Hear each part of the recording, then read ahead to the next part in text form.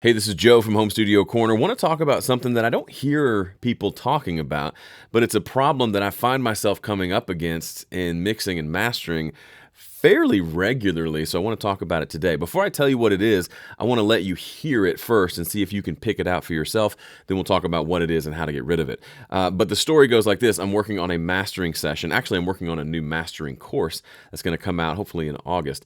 And as I was working on mastering one of the songs, the initial mix just felt too bright. It had too much, specifically kind of upper mid-range brightness to it. It was just too bright. And so I knew I wanted to go in with some EQ and smooth out the brightness a little bit. But what I found surprised me. So let me play you a snippet of the master, and then we'll talk about, see if you can identify the problem, and then we'll talk about it.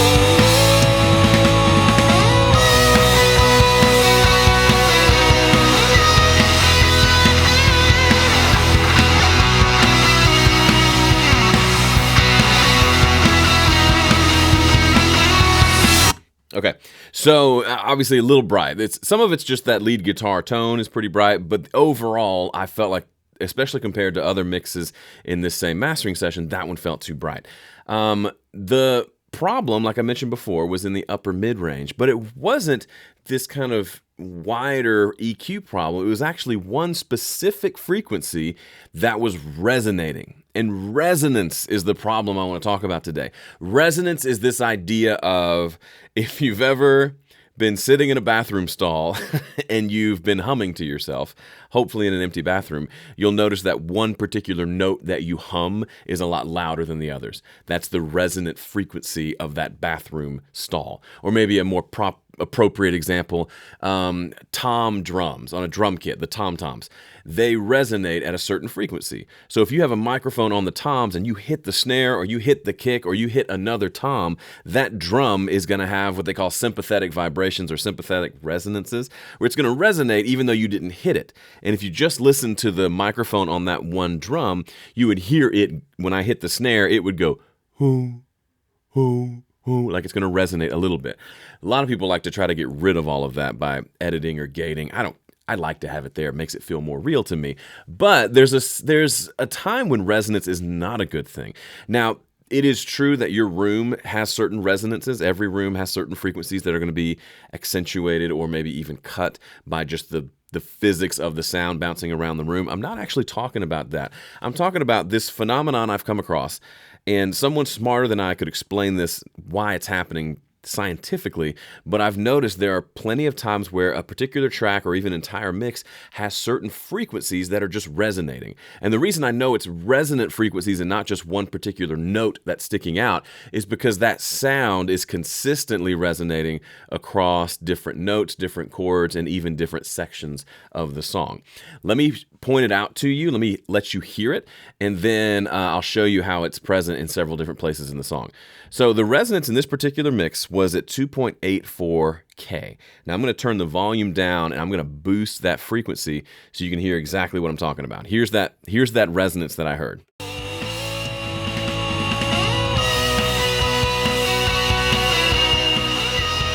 So when I first heard it, I was actually shooting a video for that course, and I said, I'm hearing something that's kind of like a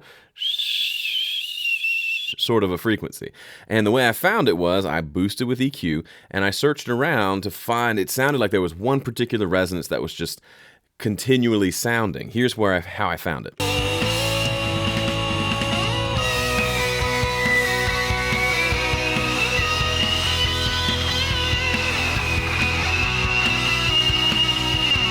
So right in there, it sounds like an airplane taking off. That particular frequency was right where I was hearing it in the mix, but also when I found it, it was the loudest of the frequencies that were accentuated there. Doing this boost across your mix is going to make anything sound bad, but I was specifically listening for one that was extra bad or extra loud. So if we go back to that 2.84K, it's just, for whatever reason, it's resonating. So the solution for me here was to go with a nice tight EQ and to just pull that frequency down. Ended up pulling it down quite a bit. Here's what that sounded like.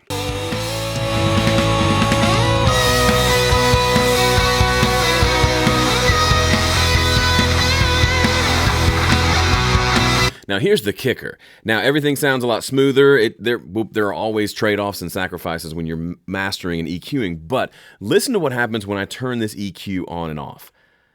I'm not even going to tell you what to listen for, but just listen. When the EQ's off, listen to what happens.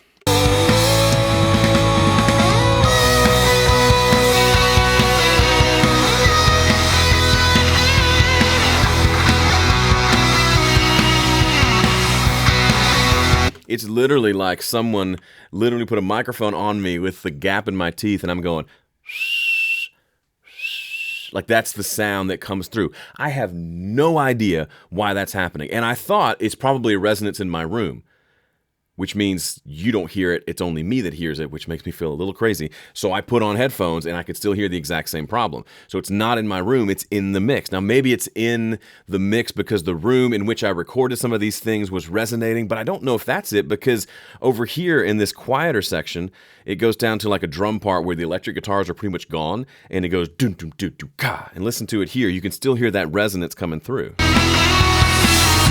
a truth in front of me.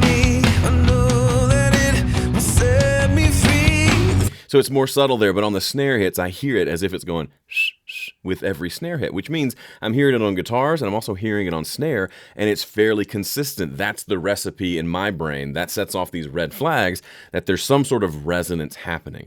And for me, the solution is this. It's constant. It's consistent. So once I found it, I used a really narrow EQ to cut that out. And the result was pretty cool and worked well. I just can't get over how prominent, now that you've heard it and heard what it sounds like when it's removed, it's so obvious in the master. But if you rewind to the beginning of the video, when you first listened to it, that specific ringing frequency probably didn't stand out. You just thought it generally sounded bright. That's what happened to me, but once I found the solution, now it's really hard to unhear it.